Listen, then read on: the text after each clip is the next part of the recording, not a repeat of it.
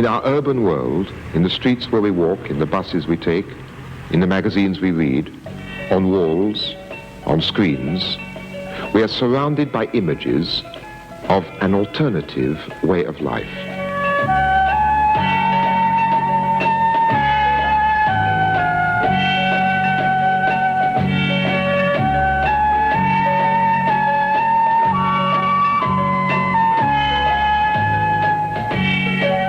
We may remember or forget these images, but briefly we take them in, and for a moment they stimulate our imagination, either by way of memory or anticipation. But where is this other way of life?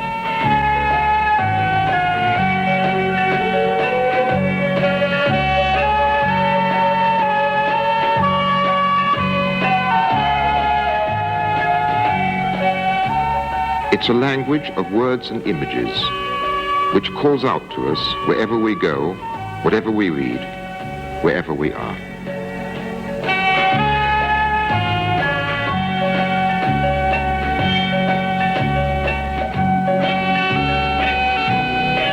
Where do they exist, these fabulous rewards and objects and people? Where do they belong to? Here, there, or nowhere. They come with us everywhere. We take them away in our minds.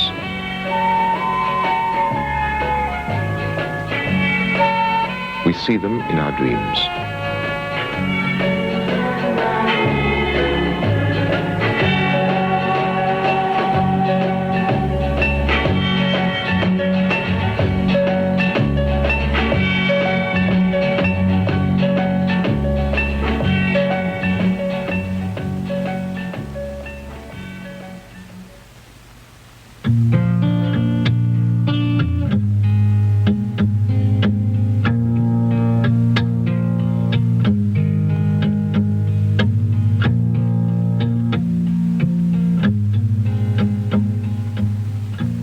Publicity proposes to each of us in a consumer society that we change ourselves or our lives by buying something more. This more, publicity persuades us, will make us in some way richer, even though we will be poorer by having spent our money. And publicity persuades us of this transformation by showing us people who have apparently been transformed and are, as a result, enviable. This state of being envied is what constitutes glamour. And publicity is the process of manufacturing glamour. Come forward more. Glamour is supposed to go deeper than looks, but it depends upon them utterly. Glamour works through the eye and the mirror. Oh yes, this is Oliver of Vidalcus. Oh, Oliver, I'm not a professional hairdresser.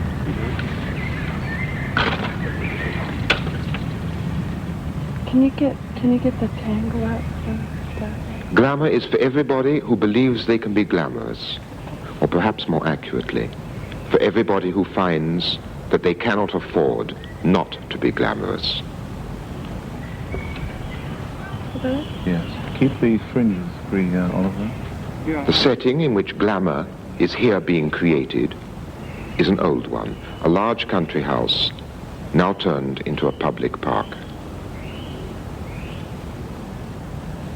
These parklands and trees were once laid out in the same spirit as the landscapes in oil paintings, in which idealized nymphs and goddesses played.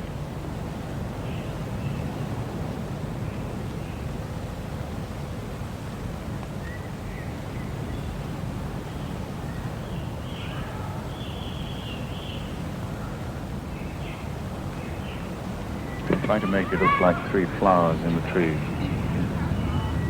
Come in a little bit more. Can you? No, you stay there. That's nice. Now, the model has taken the place of the goddess. Yet glamour is a new idea. For those who once lived in the country houses and owned the classical oil paintings, the idea of glamour did not exist. ideas of grace, elegance, authority, amounted to something apparently similar, but fundamentally very different.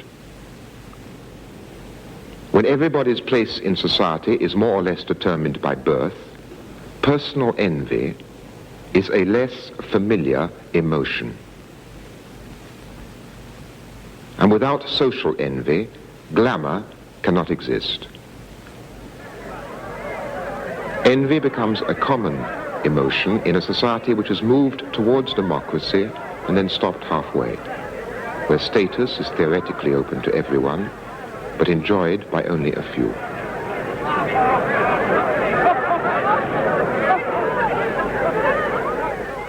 Glamour is new, society has changed.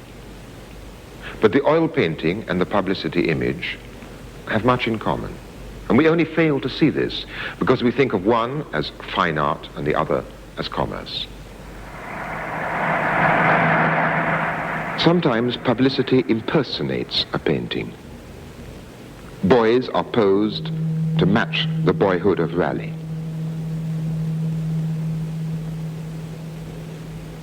Real people pose like the figures in Manet's Déjeuner sur l'herbe. A man dresses up to look like a portrait by Hals. Sometimes works of art are used to give prestige to a publicity scene. A doodle by Michelangelo. A painting by Rubens.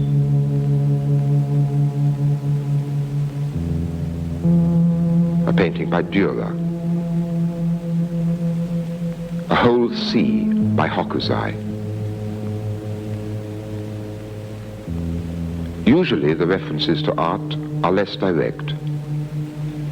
It is a question of publicity echoing devices once used in oil painting, devices of atmosphere.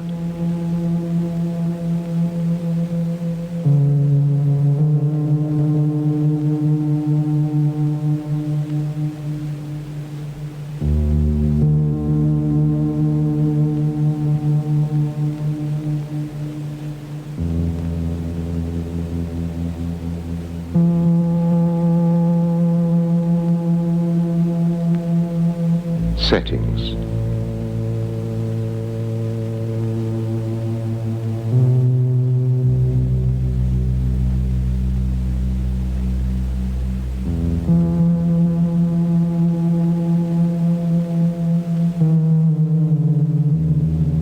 Pleasures. Objects.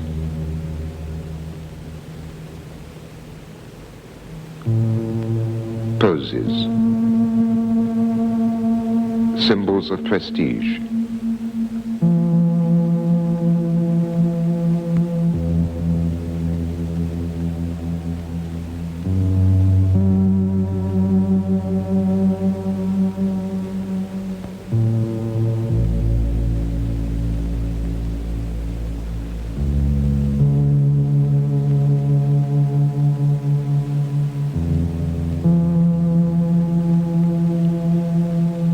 Gestures.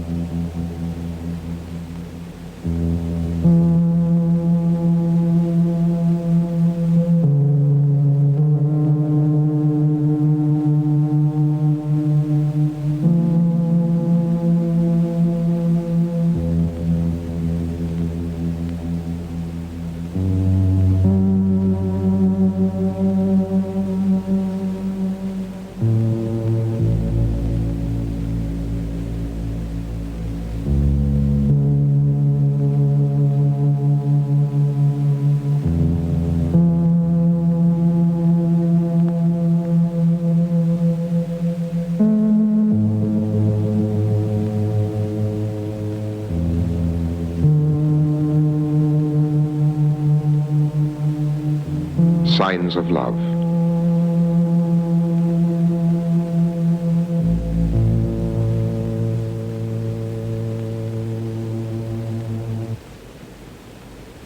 Oil painting, as I tried to show last week, was a medium especially developed in order to render on canvas the physical texture and tangibility of things. Today, color photography performs a similar role. Color photography, oil paint.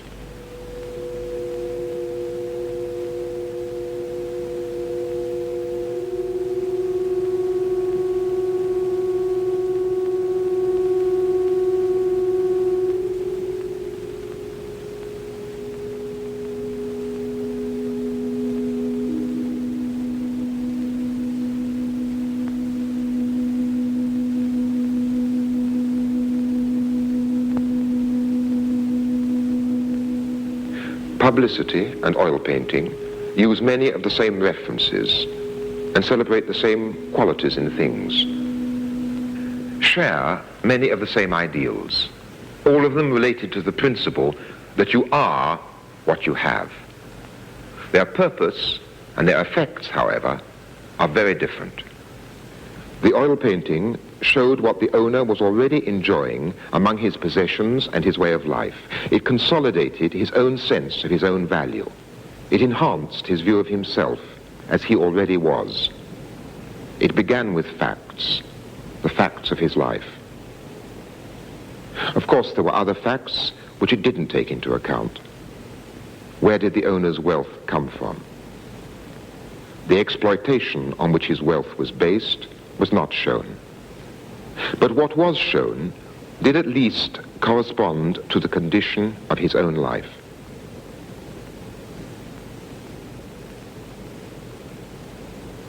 Publicity is different. It appeals to a way of life we aspire to or think we aspire to, but have not yet achieved. A publicity picture suggests that if we buy what it is offering, our life will be different from what it is. Scene after scene shows you this different life.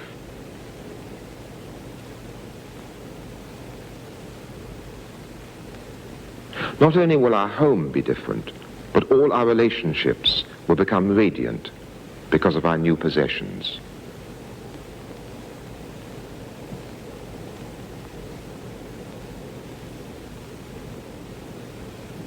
But we can only achieve such radiance if we have money. And so publicity also works on our anxieties about money.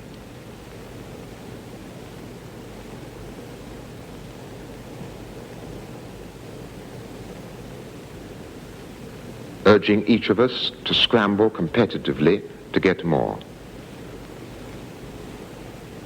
Making money appear as if it were itself magical.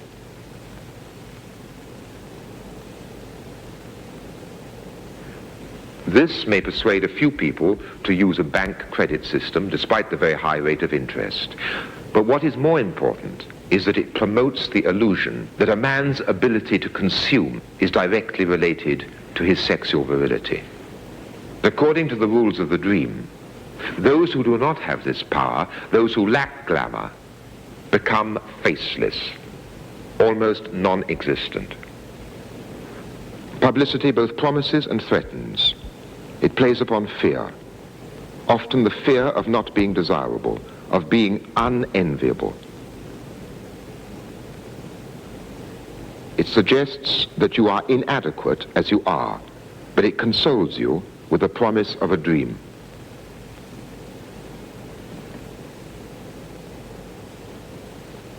Behind the dream are the working lives of the very people it addresses.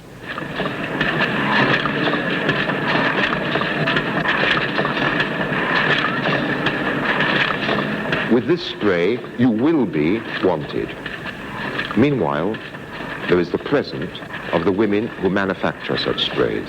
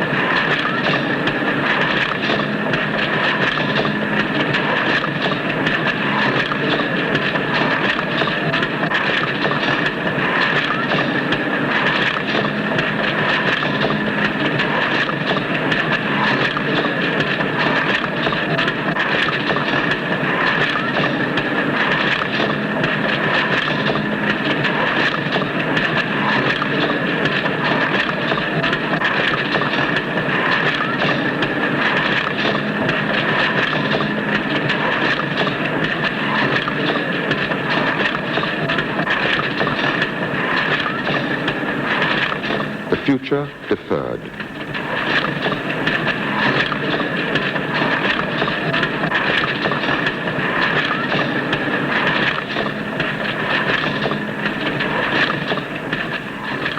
Meanwhile, the interminable present.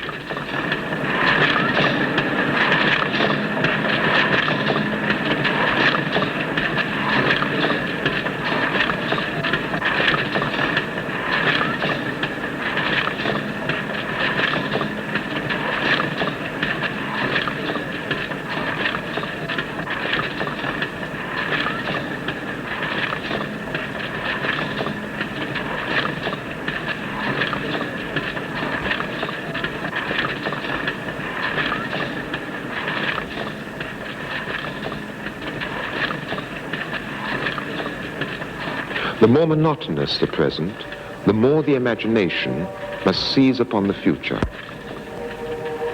The passivity of the present is then replaced by the activity of an imaginary future, pictures conjured up by publicity.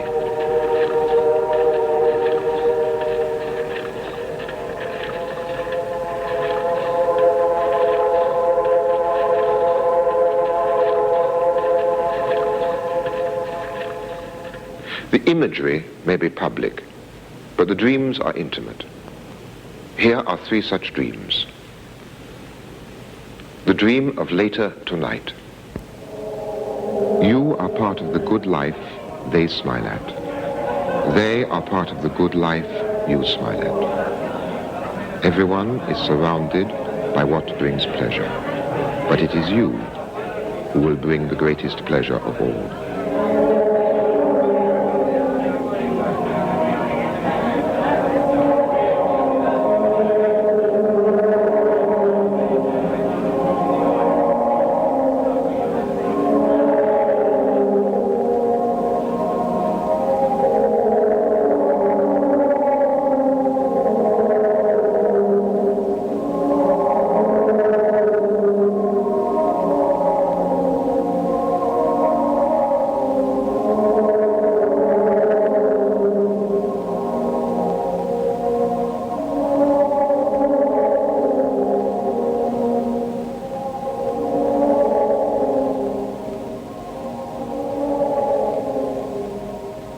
And next morning, you'll still feel the same about it.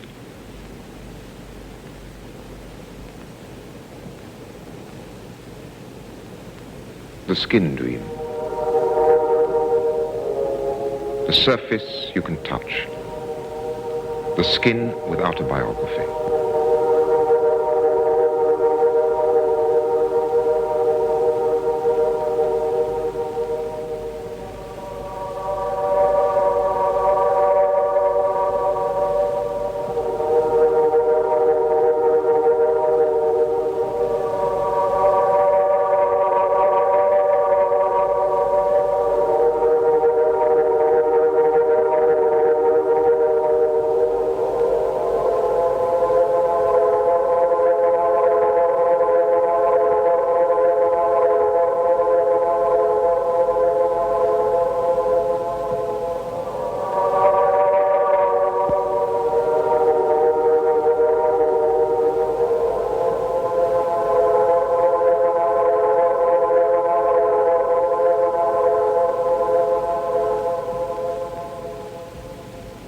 The dream of a faraway place, to lie down on a bed alone, to allow one's thoughts to pass through the light of the window, to travel elsewhere, conjuring images.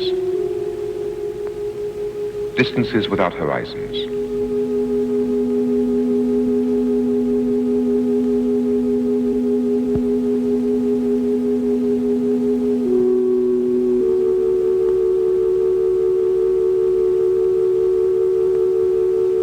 To be in two worlds at the same time, just where Europe ends. The other world, violent, infidel, full of unknown passions. Wearing your own clothes next to your own skin, you join the nomads.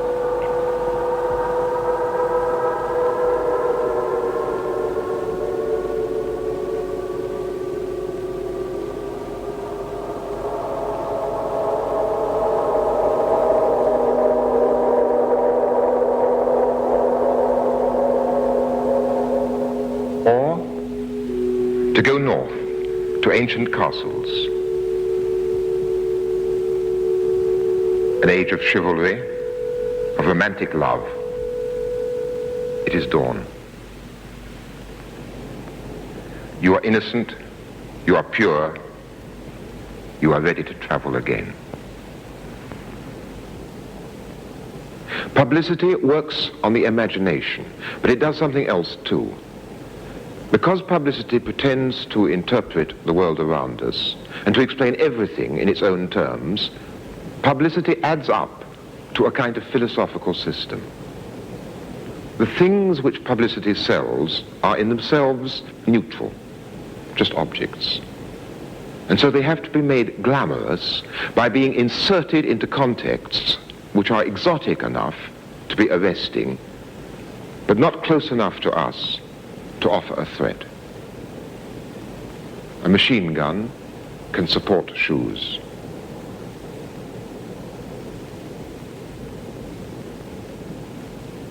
Revolution can be wrapped around anything.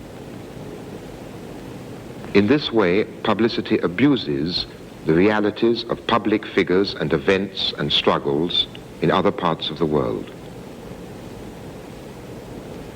Sometimes this reality and this unreality confront each other, and then we are faced by a contrast which is incomprehensible.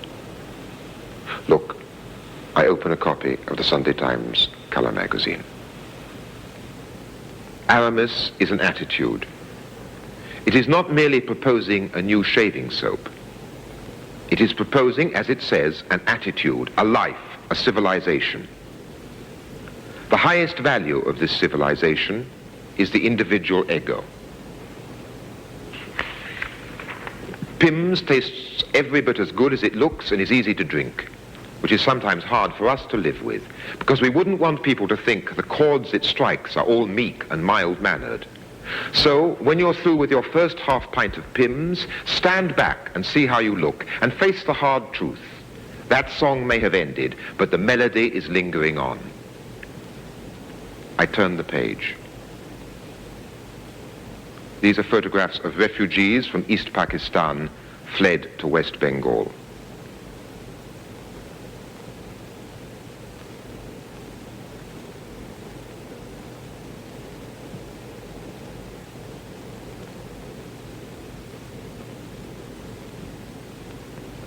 Text which accompanies the photographs says that these refugees deserve more help than any others in the world.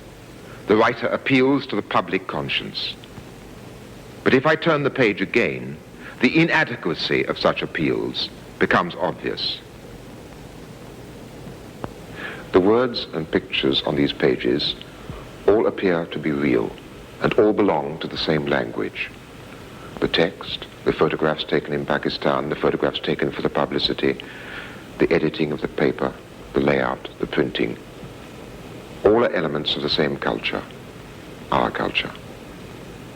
Yet between each page, there is such a fissure, such a disconnection, such incoherence, that one can only say this culture is mad. On pages like these, reality itself becomes unrecognizable.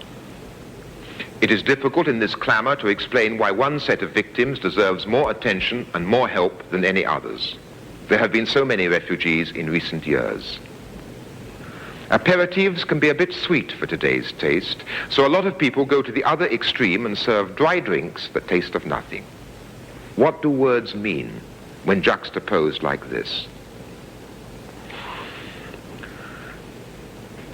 What happens in East Pakistan, or for that matter Birmingham, any historic event anywhere, is always on the far side of the frontier of the publicity dream.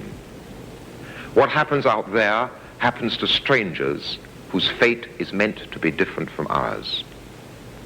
What happens in the dream is meant to happen to us.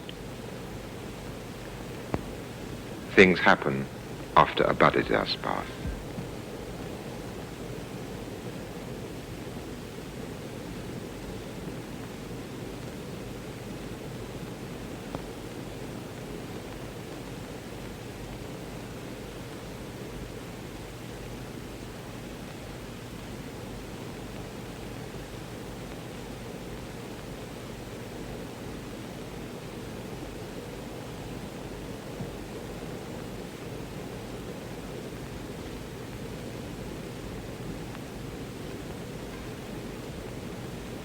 There is no communication between the two worlds. Their contrast is beyond understanding, unless one takes a world political view.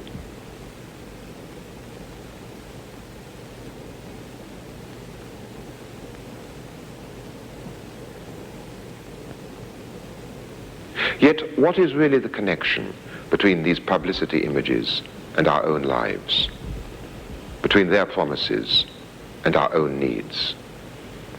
Why eventually are these publicity images so bleak?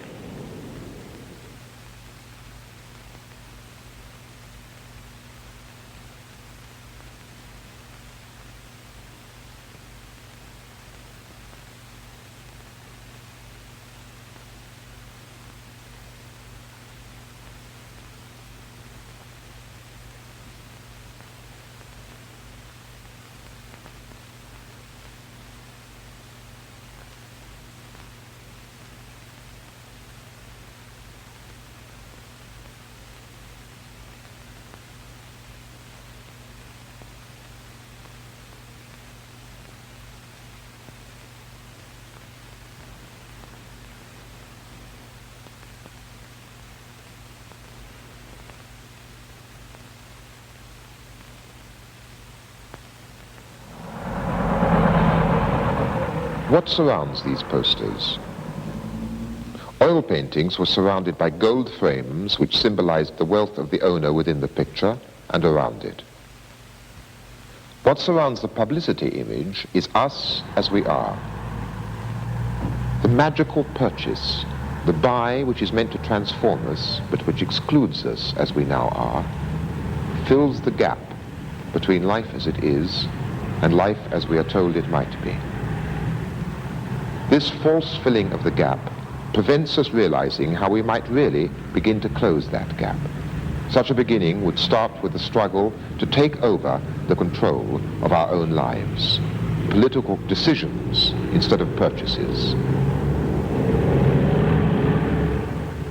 This series began by considering the tradition of the European oil painting. It has ended by us looking at publicity images today, because I believe that in many respects, these images continue that tradition. I have been critical of many things in that tradition, of our culture, of some of the values which it celebrates. And I've illustrated my arguments by using the modern means of reproduction. But finally, what I've shown and what I have said, like everything else that is shown or said through these means of reproduction, must be judged against your own experience.